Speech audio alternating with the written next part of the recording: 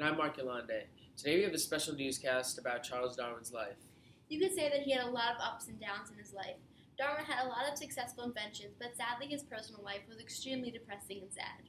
Very on point, Olivia. Well, now let's go on the journey of his life and head on over to Billy, who is live at the hospital of Charles Darwin's birth. Thank you, guys. Billy Siegenthaler here, and today is February 12th. I'm here in Shrewsbury, Shropshire, outside the hospital, where Society Dr. Robert Warren Darwin and his wife, Susanna Wedgwood, the daughter of Unitarian pottery industrialist, just had their second son, Charles Darwin. The newborn is weighing at a whopping 7.5 pounds, with a height of 20.28 inches. The baby was born into a very successful family that has a good amount of money. It is said that Charles' looks come from his mother's side, but his intelligence, on the other hand, come from his father's side. The newborn is expected to be a very successful young man, and he has very, very high expectations ahead of him. As of now, Charles loves to be outside and observe nature and animals. He also loves to read. He is not doing very well in school, judging by his grades, but he is still very smart, and his mother has been helping him there along the way. Charles's observations and father's life lessons are teaching him much about human psychology. He has his own special spot in his father's garden, right underneath his favorite tree, where he sits down and writes in his notebooks, observing everything around him, not missing one thing that happens. Charles respects and looks up to his dad, who is his role model. He even said to me, "My father is the wisest man I have ever known." Charles's grandfather, Amos Darwin, was a free-thinking physician. They say Charles gets his hobby of observing and writing things down from his grandfather, who was also a very intelligent man that did everything he could to help Charles succeed in his young life. This is Billy Siegenthaler here, signing out. Back to Mark and Olivia. Thank you, Billy. Now that you can see Charles Darwin has been born, let's continue to see what the rest of his life builds up. Next up is Bobby, who is live at Shrewsbury School talking about Charles' school career starting from elementary school to high school. Thank you, Mark and Olivia. Hi, I'm Bobby Delgrand, reporting live at Shrewsbury School in Shropshire, England.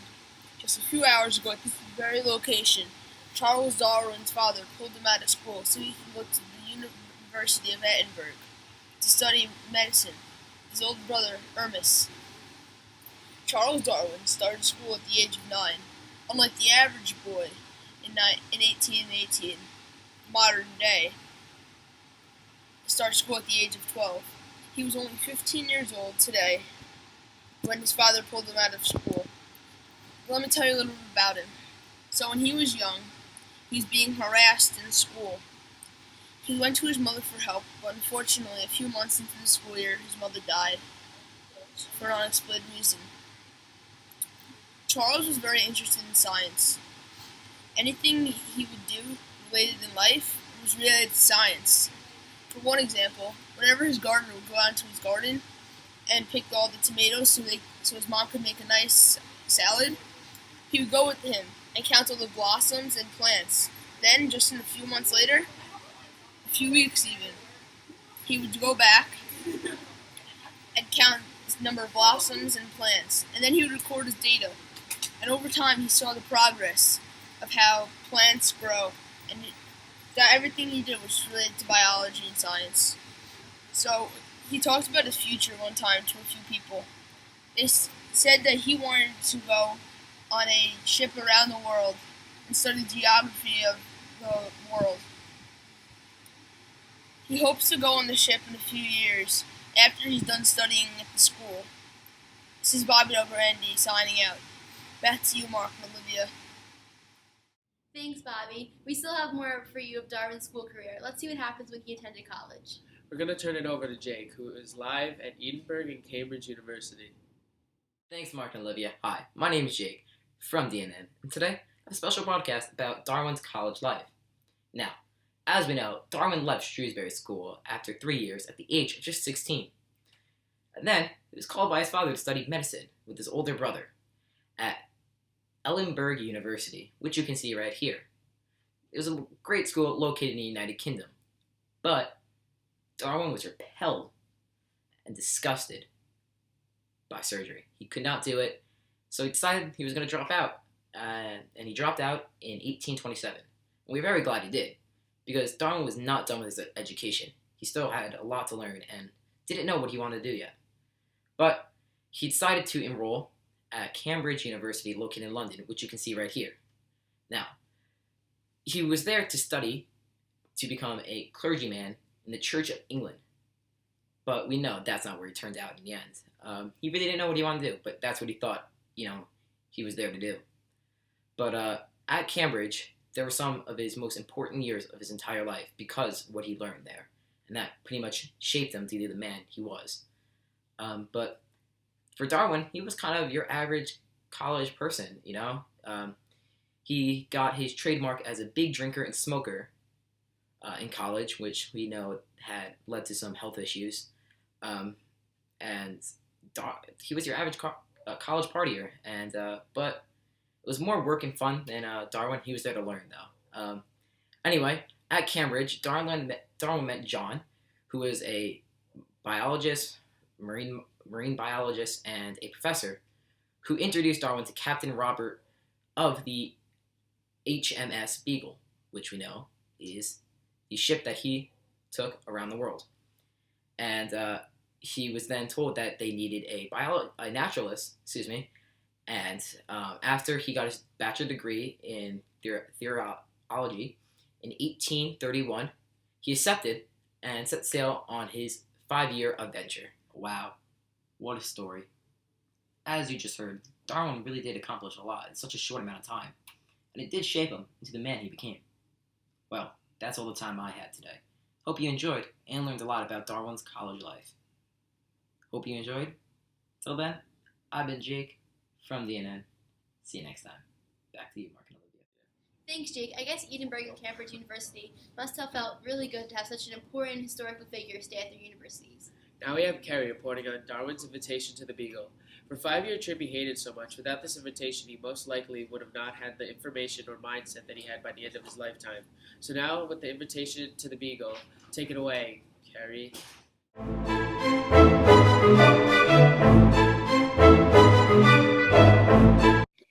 Thanks, Olivia and Mark. Hi, I'm Carrie Olson, and I am here in England, where Charles Darwin's ship, the Beagle, has just come back from its voyage. Today is October 2nd, and the year is 1836, and Charles Darwin set sail on the Beagle on December 7th, 1831. Also, on his voyage, Charles Darwin went to the Galapagos Islands to research wildlife and how species adapt. This voyage took 5 years to complete. That's a long time to be on a ship. Darwin was the captain's assistant on this voyage on the HMS Beagle. He says, and I quote, "The misery I endured from seasickness is far beyond what I ever guessed at."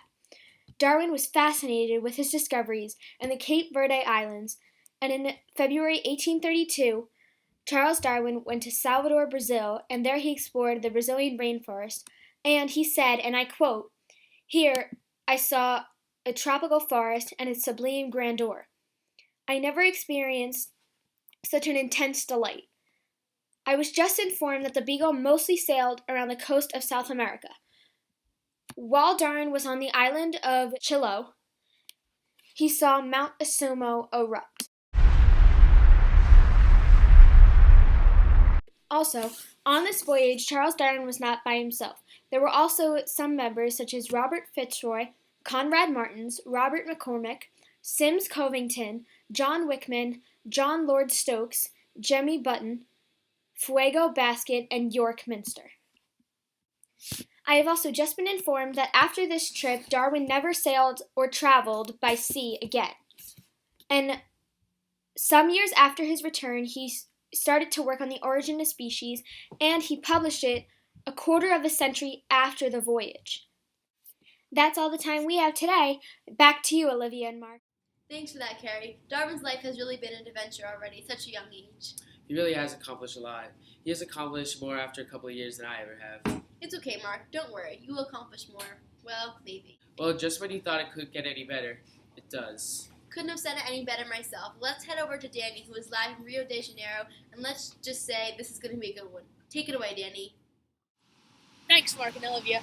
It's Danny here from Rio de Janeiro, Brazil, reporting about Charles Darwin's recent trip to Rio de Janeiro. When he got here, he immediately went to his cottage on Botafogo Bay here in Rio de Janeiro. I tried to get a few words in with Darwin, but he was just focused on getting some rest at his cottage. You can't really blame him after that long boat trip. The average temperature during Darwin's stay here was around 104 degrees. Hot, right? But that did not stop Darwin from doing all the research and collecting all the samples he could find. One thing that Darwin saw was a fight between a spider and a wasp. Big deal, right? While a fight between a spider and a wasp sounds like it would not mean anything, it actually really helped Darwin understand the struggle for survival. Here's live footage of the fight. If you look at both of these insects fighting, you would think the spider would have complete control of this fight due to its overwhelming stature over the wasp. But you're wrong. The wasp actually had the control. The wasp used its quickness to jump on top of the spider and bite him multiple times. Every time the wasp would bite the spider would get paralyzed for a short period of time, leaving the spider vulnerable. This fight made Darwin understand the struggle for survival.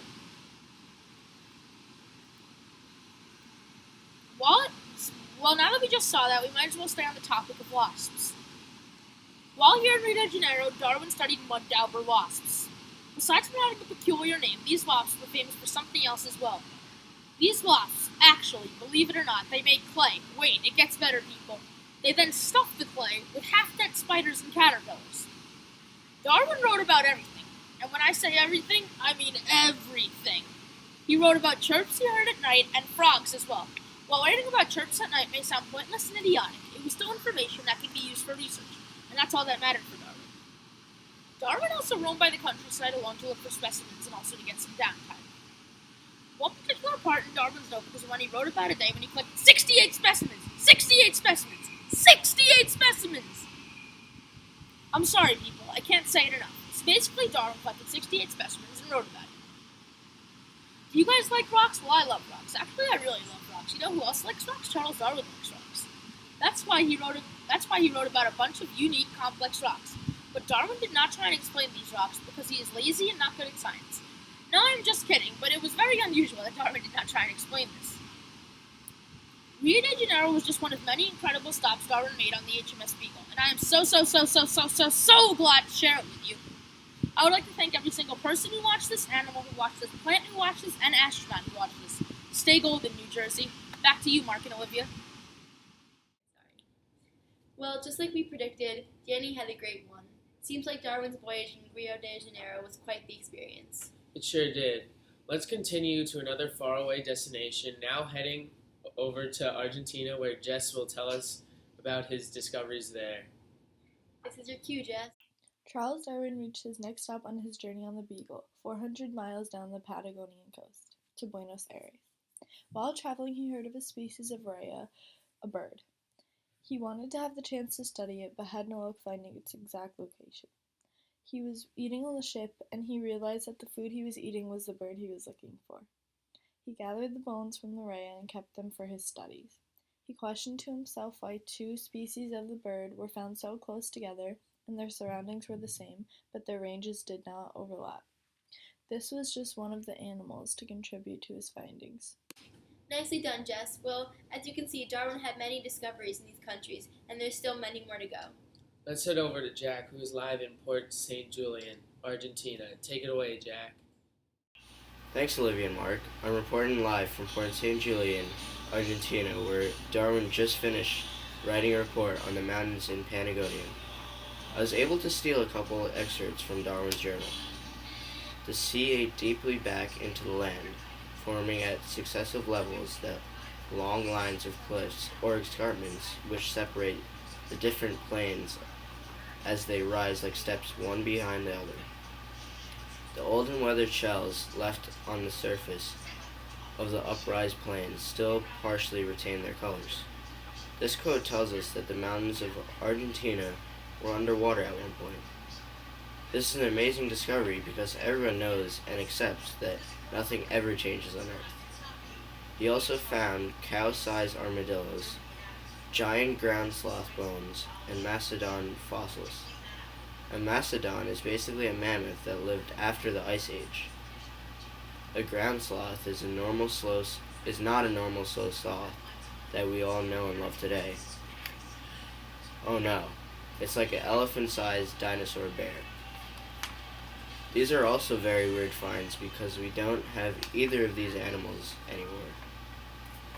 If 1,000-foot mountains were able to be underwater at one point, I wonder what else has changed through history. Thanks, Jack. Another great discovery in Argentina, and one thing that caught Darwin's attention was how different the fossils on the island were from those that he found in the coast of South America. Since he noticed that Darwin decided to do comparative studies between all the fossils, plants, and animals he collected during the voyage. Enough on Port St. Julian. Now let's see what Alexis has to show us in Tierra del Fuego, Argentina. Show us what you got, Alexis. Thanks, Mark and Olivia. Hi, Alexis Delviando here, recording live from Tierra del Fuego, Chile, reporting Charles Darwin's latest trip on the HMS Beagle. After talking to Darwin, he spoke about many of his journeys on the HMS Beagle and about many of his observations on Tierra del Fuego. The island is an archipelago comprised with other small islands. This island was the first tropical place that he ever visited. Here, on December 17, 1832, Darwin made many observations about the archipelago at Tierra del Fuego. He stayed here for approximately 2 years. Darwin kept a journal and read about his observations and discoveries of the land. His journals are now published books that you can get at the library. While there, Darwin climbed Mount Tarn. He was expecting to find evidence of evolution, but unfortunately, nothing was found, and him and his crew returned back to the boat. While talking to Darwin, he told me some pretty interesting stuff in his journal. He recorded that the climate was windy and a little bit rainy, with mountains and different types of forests. Nothing significant to his major discoveries were found here. At this point, Darwin didn't think that anything changed. He thought that everything always remained the same. As he arrived at the scene, he said, "In Tierra del Sic, I first saw a bona fide savage, and they were as savage as the most curious person would desire. A wild man is indeed a miserable man, but one well worth seeing." He said this because due to seeing the native fusions, he was shocked at the way they looked because they looked completely different to him. He released a book called The Descent of a Man to show that humans evolved from a lower form and that they eventually evolved to look like us today. As you can see, Darwin's observations were extremely important and play a very prominent role in everyday discoveries. Thanks all for watching. Now back to Olivia and Mark in the studio.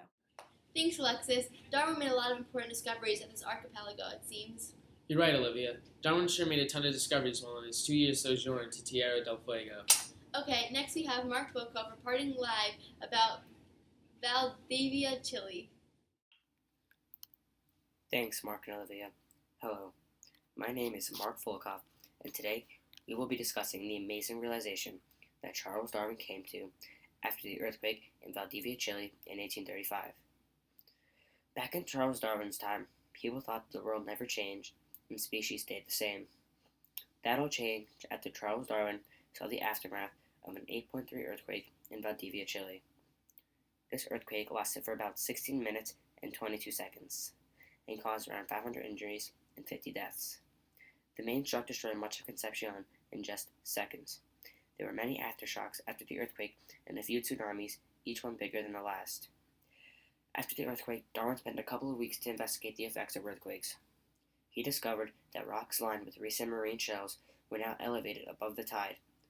Being Darwin, he had to find out why that happened. So combining what he saw with many of the locals, Darwin tried to recreate the earthquake. Darwin found that 3 volcanoes had erupted along the Chilean coast at about the same time as the earthquake.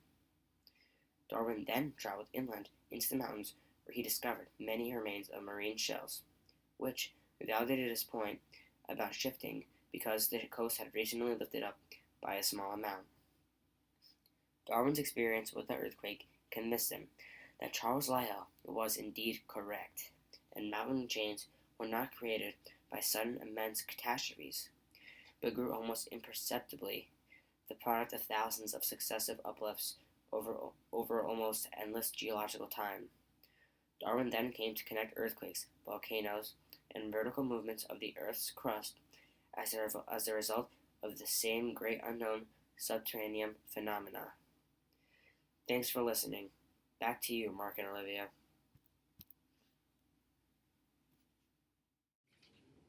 Thanks, Mark. Darwin had yet another adventurous stay in Chile. Yeah, it's amazing how one man can make so many impactful discoveries. Okay, so next we have Michael Sawicz reporting live from another one of Darwin's stays. Michael, tell us about Darwin's stay at Concepcion, Chile. Thanks, Mark and Olivia. I am here in Concepcion, Chile, where Charles Darwin is on his 5-year voyage on the HMS Beagle.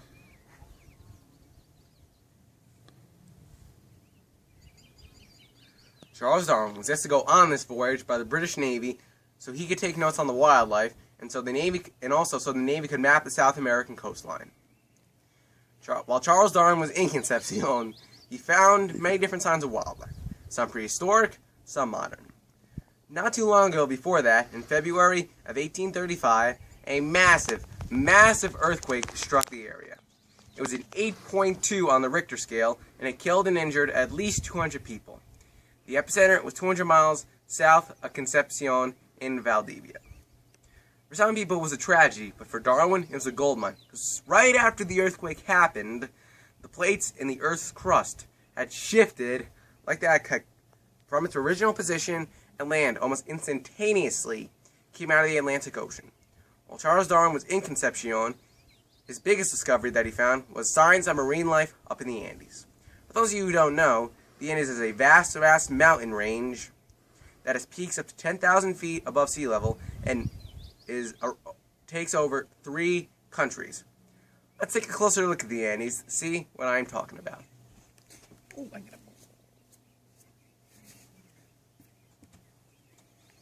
As you can see, the Andes is a very big and long mountain range. But when we think about it, the way it was millions and millions of years ago, all that would be covered underwater and filled with marine life. Charles Darwin once said, "I've turned into some sort of machine that is known for taking in theories and writing out conclusions." This is true, because everywhere Darwin went, he was able to come up with a new conclusion that disproved the theory that the Earth was 10,000 years old and had never changed. Once Darwin had left Concepcion, he was convinced that the Earth had changed and was millions and millions of years old. Charles Darwin had a huge impact on society because he disproved the theory that people have been pondering years before his time. That is all for today. Michael Sawitz, DNN News. Back to you, Mark and Olivia. Thanks, Michael. It's crazy how Darwin was able to see a live earthquake. Unfortunately, earthquakes aren't all fun and games. You're right, Mark. Apparently over 200 people died and even more were injured. Okay, so let's get off the sad topic of death by earthquake and go to Megan reporting about one of Darwin's most famous stops to the Galapagos Islands. Take it away, Megan. Charles Darwin made a stop at the untouched Galapagos Islands with little interest. The islands were developed from volcanic eruptions and have beaches, unique animals, and colorful plants. Going into the excursion, the theory of evolution was that everything is permanent. At the end of the trip, he came to the conclusion that a new species arises naturally and can change. The islands are within a few miles of each other, but the animals have differences. He studied giant tortoises that look similar, but their shell was different. Darwin not only noticed the difference in tortoises, but finches also. The well-known Darwin finches have similar bodies, but not beaks. The warbler finch has a thin beak and it is pinkish in color. The cactus finch has a thicker beak and it is black. The sharp-beaked finch has a smaller beak but sharper edges and it's orange. The small ground finch has a round beak in width and it's orange. The medium ground finch, similar to the small ground finch, but has a curved pointed beak and it's orange. The large cactus finch has a bigger beak compared to its body. It is wider, sharper, and has a pinkish color. Once Darwin arrived back to England, he noticed that the Galapagos Islands were more than he thought. He regrets not taking as much interest because the Galapagos Islands were the perfect example that the evolution of species occurs during adaptation. Back to you, Olivia and Mark. Thank you. Thanks, Megan. It's amazing how much one person can learn from just a small bird. True, Olivia. The finches Darwin studied made a big impact on Darwin's view of evolution. Okay, enough on sciences. Let's go to Aiden with Darwin's marriage and family life. Thanks, Mark and Olivia. It's Aiden here from DNN. Although I normally sound enthusiastic, not today, no siree. Normally, when you have kids, it is truly a blessing to watch them grow up into fine young adults. But for the famous HMS Beagle scientist Charles Darwin, it was anything but that. Charles Darwin and his spouse, Emma Wedgwood, have had to go through so much, and meanwhile have 7 other children to take care of. His 2 other children that passed away early in their lives were Mary Eleanor and Anne Elizabeth, Anne died of tuberculosis at the age of 10, and Mary passed a few weeks after birth. Both were very hard on Darwin. His 7 other children were very successful with their lives: William Erasmus, Henrietta Eleanor, George Howard, Elizabeth Darwin, Francis Darwin, Horace Darwin, and Leonard Darwin. William Erasmus went to Cambridge University and became a banker. He also married. No children. Henrietta Eleanor was her mom's editor for her letters. George Howard was the most successful. He became an astronomer and a mathematician. Elizabeth Darwin wasn't really as profound as the other children. She never married or had any children. She also did not have a job. She stayed at home with her parents. Francis Darwin, he was a botanist. He helped Charles with most of his books, and he was knighted. So he's Sir Francis Darwin. Leonard Darwin had no children, taught at military school, and went to a military school. All of Darwin's children succeeded in their lives, some more than others, but Darwin didn't complain. After losing 3 of his kids, he cherished every single moment with his children. Horace Darwin, on the other hand, had 3 children, and he built scientific instruments for a living. Here's Aiden, signing out. Back to Mark and Olivia in the studio. Wow, I can't believe Darwin married his own cousin, but I guess that was the norm of his time. I still can't believe that Darwin had several children that died within the years of their early life. Well, I don't really like the subject of dead children. Let's head on over to Z. Gordy with the origin of species. Thanks, Mark and Olivia. Hope you guys enjoyed the section on Darwin's life by Aiden. I'm going to tell you guys Darwin's thoughts on the origin of species. During this segment, I'm going to discuss some key concepts of the following. Species are continuously changing, no 2 organisms are the same, and environmental affects the adaptation of an organism. Darwin believed that there were 2 ways of variation: variation under domestication and variation under nature. He believed that organisms, mostly animals and plants, would change or evolve over time based on if they're domestic or lived in the wild. Based on the 2 ways animals lived, they would evolve and adapt accordingly. Darwin also discovered multiple ways that animals became extinct. One of the more popular theories was called natural selection. DictionaryReference.com states the definition of natural selection is the process by which forms of life having traits that better enable themselves to adapt to specific environmental pressures as predators, changes in climate, or competition for food or mates, will tend to survive and reproduce in greater numbers than others of their kind, thus ensuring the preparation of those favorable traits in succeeding generations. In other words, natural selection is when an organism will survive based on if it can adapt to a certain environment or not. Lastly, Darwin had studied the instinct of animals. He was convinced that evolution must be able to explain animal behavior. The Lamarcks believed that the explanation of instinct is a habitat that had been gradually built into species' hereditary constitution. But Darwin notes that this will not explain the instincts of neuter insects. He was still convinced that dogs had a natural urge to attack sheep, and he didn't understand why. Darwin concluded that insects with a tendency to reproduce some useful but neuter types among their offspring would better survive as a founder of colony. Thank you guys for listening to my report on Darwin's origin of species. Once again, my name is Zach Gordon, and this has been the Darwin News Network. Now back to you, Mark and Olivia. Thanks, Zach. The Origin of Species serves an important book in the sciences. Yeah, Olivia, Darwin published all his notes and ideas into this book. Well, now to our last story, and one of the more sad topics, but what comes up must go down. Here's Greg reporting live about Darwin's death. Thank you, Mark and Olivia. Today, Charles Robert Darwin has died at the age of 73 in Down House, Down, United Kingdom. All the trips around the world started to catch up with him. He had many ailments that contributed to his death. The symptoms that aided to his death: decades of suffering from chronic vomiting, vertigo, twitching, joint pain, cyclic vomiting syndrome, Chagas disease, which is an insect spread disease from South and Central America, and Helicobacter pylori. He died of a heart failure.